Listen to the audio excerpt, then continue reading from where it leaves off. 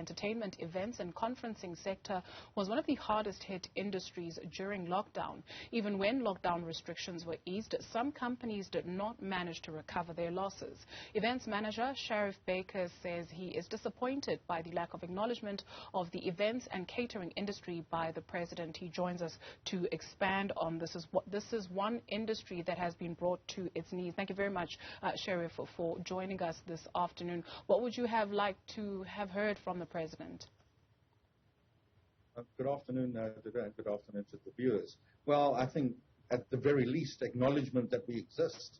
The president's own words were, "Leave no person behind."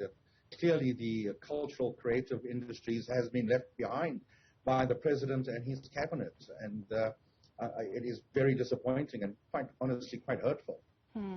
Cultural and creative industry, you say, has been left behind. What has been the consequence of these harsh lockdowns?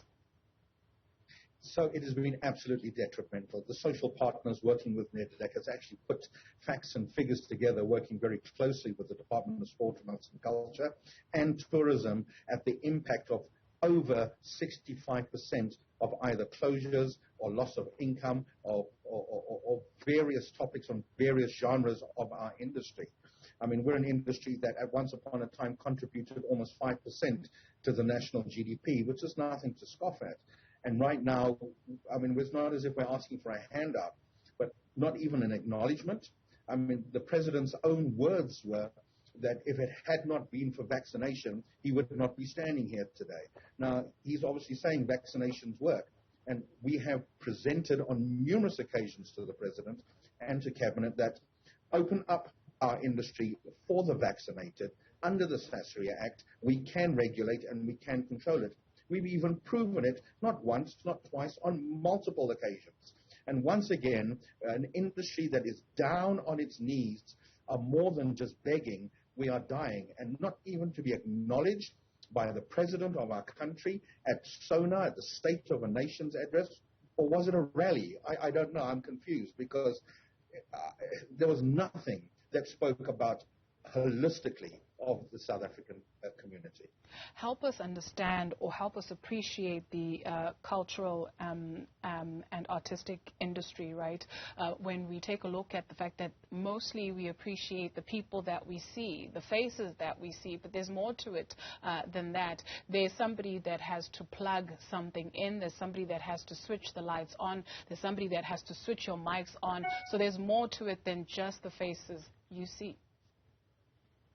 Absolutely. There's a complete value chain here. It's not just the artist on stage or at a theater or at a concert or at a conference or an exhibition. There's technical. There are vendors that have made their livelihood on selling their wares and their trade and food and catering at these events. There's a whole value chain behind the creative and cultural industry.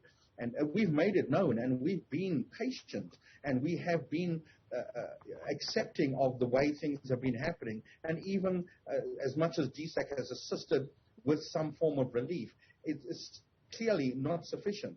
To have 1,000 indoors and 2,000 outdoors gathering that are vaccinated just does not warrant any form of income or economic recovery for the creative sector and the value chain that surrounds the creative sector. It would appear that your patience is wearing thin. What options are then available to the sector? Well, the NEDLAC team are getting together again next week. We are going to discuss this. And like one of your speakers spoke about earlier on, is, what is the value of NEDLAC if the president is not listening to us, taking the guidance from the social partners that know firsthand of what we're doing. So other than us still sitting and begging, we don't know what else to do, because it's out of the hands of the ministers. It sits with cabinet. It sits with president right now.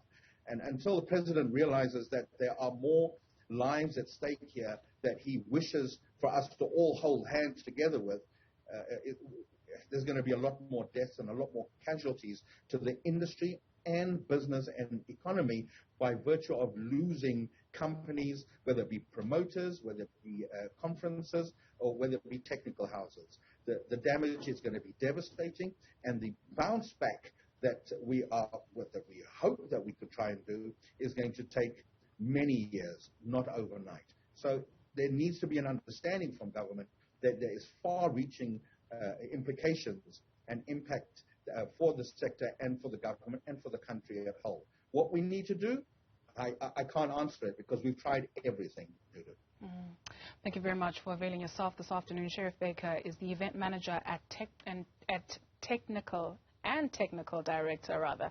I beg your pardon. Thank you very much for joining us for that conversation.